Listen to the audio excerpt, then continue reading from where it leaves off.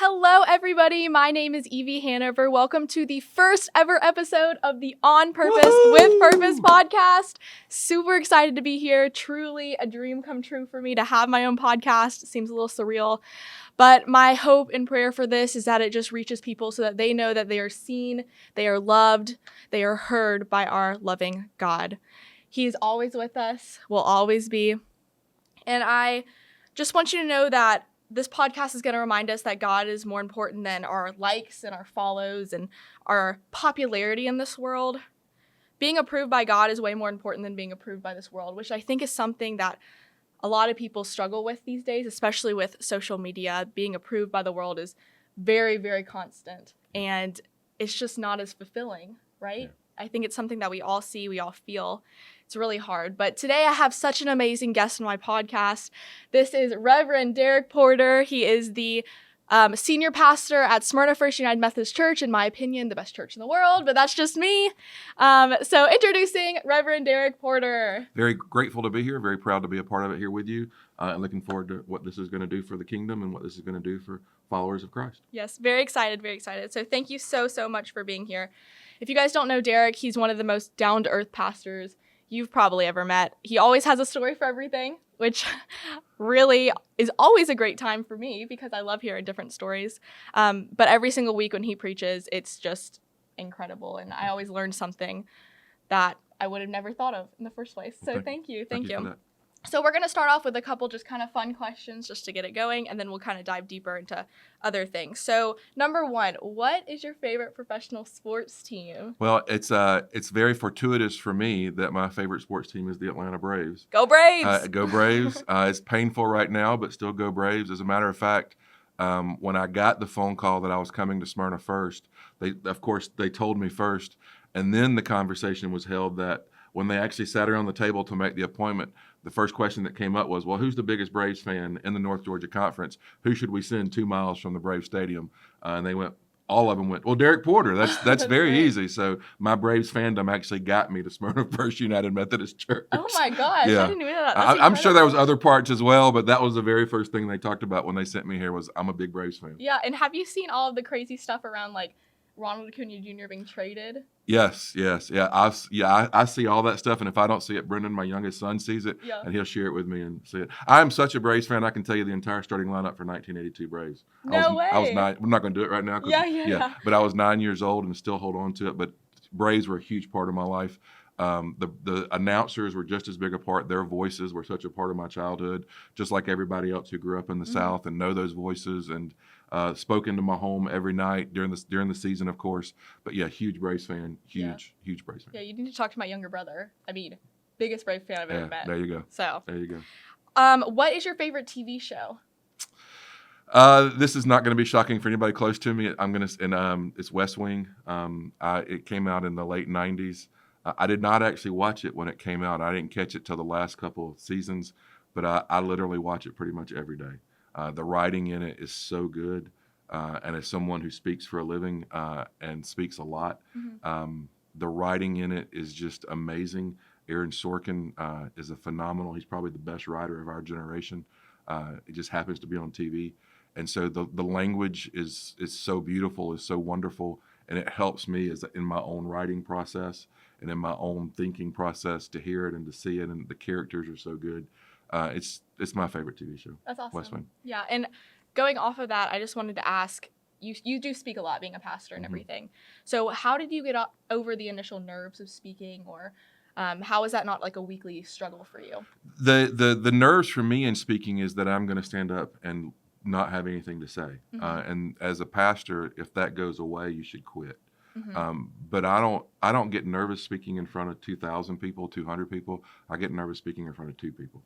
The part of the reason that code was so difficult as a preacher, as someone who speaks to congregation, is the energy that you receive from the congregation, the energy that you receive from the church members in the room is a huge part of the entire process, the conversation. And when it was just a camera, man, it was a cold room. Sure. So I never had the nerves on that. The nerves for me is that I'm going to miss an opportunity to speak to someone who showed up with a hurt, or someone that showed up with some pain, and I'm going to miss an opportunity to speak to them in that moment of what God wants them to hear. So the focus is more on the conversation between me and God, and making sure that I'm protecting that conversation between God and I, that everybody else is just hearing in the room at that point. So there's not a lot of nerves as far as being in front of the crowd. The nerves is that I'm going to waste an opportunity for someone to be able to hear a message from God. Yeah, that's awesome. Are you a morning person or a night owl? No, I'm really neither. I am most productive now in the morning, but sometimes the morning starts at 2 a.m. Oh my goodness. Because if a sermon starts for you if you were thinking of a sermon when you go to bed and then all of a sudden you wake up and think about it, I'll get up and start working. I'll get up and start processing. I'll get up and start moving. A lot of visioning happens at 3 in the morning, whether I'm gone to bed early or gotten up early. And so I'm really not either. It's just whenever the productivity and the Spirit is leading and guiding. I used to do a lot of work between 11 and 1, but now that I'm not as young as I used to be, it doesn't happen that way now. It's usually the Spirit waking me up. It's usually God waking me up in the middle of the night and saying, go to work. Yeah. So I'm kind of neither and both at the same time. Yeah. Wow. Yeah. It's a lot of fun to be married to me. I know. Well, when I was trying to come up with what I wanted to call the podcast, I was pretty much sitting up in bed from like 10 p.m. to maybe 3 in the morning just because my brain couldn't shut off. Yep. And I was like, oh my goodness. And that's when you know the Spirit's talking to you. That's when you know the Spirit is really laying into you. I've got something by my bed while I write. The same way. I moved the technology away because the technology would keep me away. Mm-hmm. I don't even bring it into the room now. But I'll have something where I can jot it down and write it down. Because the worst feeling in the world is to have this amazing thought. And the next morning you wake up and go, what was that? God, bring it back. Bring it back. God, bring it back. Yeah. I'm the same way. I have a journal on the side of my bed. I don't have my phone in my room either. Yeah. Just because too much distraction. I want to go to bed. Right. You know, it's not good for you. But if I don't write it down, I literally cannot go to sleep because I'm constantly afraid I'm going to lose it. Yeah. So that's crazy. I've done literally 4 months of worship planning, laying out series one night from about 2:15 to about 5:45. It was just one of those where it was just coming and it was just. Right. Now those are rare. Those are rare. But it was one of those where the Spirit was just all over me, and it was one of those amazing. And when those moments happen, it's just as amazing as any ministry moment that there is for me, because the closeness to God is just so palpable and so strong. Yeah, so awesome. Yeah. So also, do you have any book recommendations? I'm a hot or cold reader. So sometimes I'm really into reading, other times not so much. But do you have any good recommendations? What I do a lot of I'm reading a lot of leadership books right now. If you're starting something new, First 90 Days is a phenomenal book. If you find yourself getting ready to start college, if you're getting ready to start a new job, if you're starting a promotion, it's one of the books that we've done here 4 or 5 times in my time here. It's a great book for starting something new, and it's like we're starting a new podcast right now, starting for students and getting ready to start a school year in a couple of weeks. That First 90 Days principles in it, context in it, getting you to be able to see over and seeing what's happening around you is one of my favorite books. I also am not one of these folks that don't like reading fiction. I read a lot of fiction. I usually read the shoot 'em ups. I like that stuff because it helps me shut the brain down. Yeah. But I read a lot of that as well. Yeah, that's great to know, because as someone that's about to start college and I have so many unknowns coming up, that's a great recommendation, that 90 Days book. Yeah, I bet we've got one in the office that we can give you. Okay, awesome. Yeah. It's crazy for me to think that I'm about to start this new chapter of my life, because, it's all new and I don't fully know what to expect. But exciting at the same time. So exciting, yes. Yeah. So exciting. I know I move in like a month maybe. Oh, wow. I know. Crazy. Do you have any pets? We do not. We do not have pets. Interesting. We do not have pets. We got married with when Jen and I got married, she had 2 boys, I had 2 boys, and so we immediately came together with a 9th grader, 2 7th graders, and a 5th graders, and we felt like that was enough. Yeah. And so we've never had pets. Okay. Yeah. If you could travel anywhere, where would you like to go? In the States, Montana was amazing. Montana we were there in the summer, and it was absolutely gorgeous. Where I have been that I loved, we loved London, loved Rome, but there was something about Greece and the Mediterranean and the Walk of Paul that was just unbelievable. Being in Ephesus, being in Corinth, being in a lot of those places where Paul walked, in the beginning of the church, and I really am a church nerd, in the early days of the church, and seeing how the church formed and how the Spirit was forming the church. There really was something amazing about doing that. And if you're interested, in September of 2026, we're going back to the Walk of Paul. Awesome. Yeah, so I know. I've always thanks wanted for the to plug there. I didn't. Yeah. I know you didn't know that, but thanks for the plug. No, there. I Yeah. actually have seen that around a little Okay. bit. Oh, very but cool. yes. Very cool. Very no, cool. Greece is beautiful looking. Yeah. I mean, man. Standing in Mars Hill in Rome, in Athens. Excuse me. In Athens is amazing. Being down in the catacombs in Rome, where the early church were hiding from those who were persecuting and killing them, and then hearing the stories of during World War II, where the Christians started hiding Jewish community in those catacombs. Just seeing that history and where the church and Christians have stood up in history and in historical moments it's powerful. Yeah, it's really that's powerful. amazing. So switching gears a little bit, we're going to go into, I don't know if you'd say a deeper side, but kind of just a more Christian focused side. So I just want to hear just a little bit about your story and how you kind of became a pastor and really developed your faith. I am a third generation preacher's kid. So I grew up in church. I don't remember not going to church. I don't remember faith not being important. I knew from a very early age the call. When I was a teenager, and early in my teenage years, I knew it. I could hear it. I was the guy in the car listening to my mom and dad talk about the sermon, and hearing my mom critique it mostly. And in the backseat doing the same, going, boy, if you'd have said it this way, it would have been better. Well, you could have told that story, that joke better. I never said it to him until I was like 16 or 17, because he asked me one day, and then I did it. And then he goes, all right, I'm not asking you that anymore. But that's always, I've always felt that voice. I've always felt that calling. I've always loved the church. I went to annual conference with my dad as a kid every year. I can remember going to preaching festivals and preaching workshops with my dad and ministry stuff. It's always been part of me, the love of the church, and the church has loved me better than I've loved it. That's always been a part of it. But when I was 17, Bruce Wilson, who was a contemporary of my grandfather and mentor to my dad, said, "You're called," told me, he was preaching a revival for my dad one summer. And he looked at me sitting at the supper table one night and said, "You're called to ministry." He said, "But you really don't need to go straight into ministry." He said, "You really need this is all you've ever known. You need to go get some work experience. You need to go get some work life. Go do something else before you answer the call," which I'm deeply grateful for.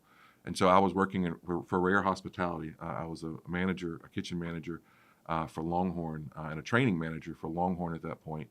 And running from the call, I made sure I worked every Sunday morning. So going to church wasn't an option. I was just did not want to do it. Yeah. Did not want to answer the call, did not want my dad's life, did not want my grandfather's life. At that point, my brother was a Methodist minister, did not want his life, just did not want it. And I was working a shift one night. We had fired like half the kitchen, just a lot of chaos. This was in Statesboro, Georgia. It was right after we'd just barely built it and trained it. And the general manager had gotten fired. And so basically it's me and one other guy running the whole thing. And that night I was the only one on the floor. Wow. So I'm running the front and the back. And I had a waitress who was very, very young.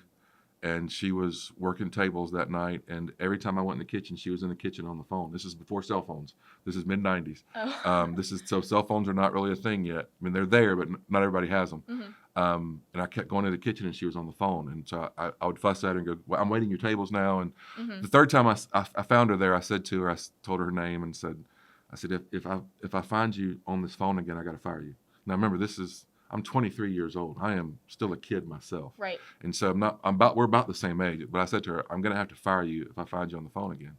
And so about 15 minutes later, I come back and there she is. And I was like, "Bree, I got to fire you." I said, "I don't have any choice." And she starts crying and she said, my 4-year-old is at home watching my 2-year-old because my husband left, and I'm calling because there's no one there to watch them. Wow. And at that point, I basically break down, and we took up an offer. We took basically. I'm back then I'd have said a collection, but now I'm a preacher, so I said we took up an offering of everybody there, so she could basically have the tips and the wages that she would have made, and we sent her home, and then started working out a plan. But at the end of the night, that night, I went and sat on the dumpster pad, and I said, "All right, God, okay, I hear you." Yeah. There was this girl that was in front of me who had this desperate hurt. And I was so busy and so blocked off that I couldn't see it. She was right there in front of me, and I never saw it, and she had to tell me. I said, "All right, I'm ready. I'm ready to answer the call. There's got a lot that's got to change in my life. I know that, but I hear you. And so from that moment on, that night, very, very hot, very, very hot night in Statesboro, Georgia, back in 1997. I said, all right, I'm ready. So I was 24 years old. Wow. Ready, I'm ready. And then at that point, I had not finished my undergrad yet. And so at that point, I started working my way back towards school, saving up money, working here while I went back to school, working there when I went back to school. I entered into the process to become a preacher in 2000. I turned in the paperwork, became a certified candidate in 2000, and then started my first appointment in January of 2001. So basically 3.5 years from that moment, working my way back into the church, working my way back into process, getting my heart back right with God and be ready to serve and to lead. A process of about 3.5 years. Yeah, it's amazing how God works in certain people's lives, because your story, I'm sure, is not anything close to somebody else's story, Right. you know? Right. And sometimes God touches our hearts in ways that only we can understand. So maybe if he would have, entered somebody else's life in the same way, it wouldn't have had the same impact. So that's just incredible. But also going back to your story of the girl, it just shows you that we don't always know what people are Right. walking through. Right. And I feel like in this day and age, it's really easy to hide what you're walking through. You're constantly just putting up your highlight reel. Yeah, and I was going to say, and social media makes it easier to hide. Right. Social media makes it easier to hide because you get to put forward an image, Mm-hmm. and that's not really real. And so that's one of this productivity conversations about our faith and God producing in us and us living into that productivity is so important. Yeah. Yeah, 100%. Yep. What is your favorite Bible verse and why? Or what's your favorite book of the Bible? Or My favorite book of the Bible is the Gospel of John. Uh-huh. Everybody around me knows that. The Gospel of John is a sermon Mm-hmm. itself. It's the last of the four Gospels. It is John relaying this relationship between he and Jesus, and relaying and preaching this sermon about this is what Jesus has done on earth, what my best friend, what the Son of God, the Son of Man has done on earth. And this is very generic. This is very easy, but it's John 3:16. God loved the world so much that he sent his one and only begotten Son into the world. Whosoever may believe in him will have everlasting life. Martin Luther called it the sermon of all sermons and a sermon within itself. And it is just this great gift that comes. But it's the verse 17 that comes right behind it, not to condemn the world, but to save it, but to save the world. And if we can just stay there, that main thing, if we can stay in that focus right there, that at the end of the day, if God didn't come into the world to condemn it, if Jesus didn't come into the world to condemn it, he didn't send us to condemn it either. He sent us to love it and to follow Jesus and to love the person in front of us and to live out that love and then let God take care of the rest and trust in God to handle the rest. Yeah, that's so amazing. So hard sometimes, but Yes, especially during college football season. right now during the Braves too. Yeah, and the Braves too. That's exactly right. Yeah. Yes, I mean that's incredible. That's also, I'm actually reading through John right now again. Yeah. Just truly seeing all of Jesus's ministry. It's hard to believe that there are so many people that didn't believe in that time. You know, watching Jesus have so many miracles. I just read the chapter where Jesus rose Lazarus from the dead, and to see the shortest verse in the Bible where Jesus wept. He had already told people that he was going to raise Lazarus from the dead, right? And yet he still had the emotion and the heartbreak that he had passed on, right? And he knew he was going to have this huge miracle, but that verse always gets me in the fact that Jesus cries alongside the brokenhearted, right? Like he's not abandoning us. He's with us walking through everything. Right. And so reading that again last night, it just felt so personal, you know, like God is with every single one of us and he cares for each and every one of us so much that, I mean, the God of everything would cry alongside us, right? I mean, it's kind of amazing. And experiences it along with us. It comes alongside of us. And I think about as Jesus is crying over Lazarus, I think Jesus is also crying because his best friend's about to leave heaven and come back to earth. Because Jesus knows how good it is and knows what Lazarus experienced. And he knows the pain Lazarus is going to experience coming back into it. So I think there's all that. And as far as seeing and not seeing, that was 97 that I had the experience with the lady that I told you about, the waitress. It was in 99. We were doing some, not reunion stuff because it wasn't like school or anything, but a lot of us who knew each other got together, and I shared my story with a lot of those folks and with Bree, and she laughed and she goes, how did you miss that 3 weeks earlier I got baptized? How did you miss that 3 weeks earlier I got baptized with my kids? I was having that religious experience. I was having this Jesus experience, and you were so busy you didn't see that. And so, I mean, it's amazing how God's working with us all at the same time, and yet if we're not connected in the Spirit, we don't experience it with one another. Yeah. And so the purpose of church itself for me is to get us all connected into the Spirit so that we're experiencing God in that same Spirit at the same time. And that's where the real beauty comes. Yes, and I want to just wrap it up with this one last question. So what is coming up at Smyrna First United Methodist Church that people need to be aware of, excited about? What awesome stuff is coming here Well, we had a great night with Tuesday night with Fired Up Faith for Sunday school.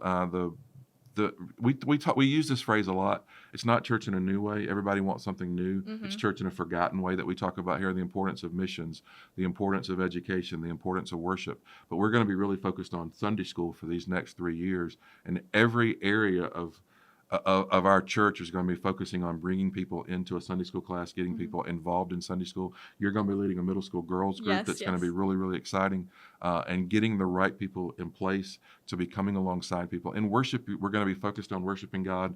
We're going to be focused on experiencing the Spirit of God and helping people have, even though it's a corporate experience, everybody together, that feeling with God in there. But then we want the Sunday school to be a place where they can go and they can talk, and you can listen to people and hear people and learn to hear people and learn to hear the Spirit and learn to hear God and one another. That can only happen in those small groups, in those classic classroom settings, and then build those community. But Sunday school for the next 3 years is really going to be our main focus in everything we do. So amazing, and so important for us to have community around us to, lift us up, kind of point out what we need help on, because I think sometimes we all want to tell each other, oh, you're doing great, but sometimes we do need that guiding person to say, you need to work on this, and in a gentle and loving way, and that's kind of what Sunday school is here for. So thank you so much, Reverend Derek Porter. I really appreciate this conversation. Had an amazing time. Can't believe our first podcast episode is I can't believe it's already been 30 minutes. I can't believe 30 minutes. That's already... It's crazy, but truly, this is just incredible. I'm excited to see how God uses this and how we go forward, but thank you so much. I'll be adding this to my playlist to make sure I'm catching it every time it comes out. Awesome. Well, thank you, everybody. Have an amazing day, and I'll catch you next episode. Bye.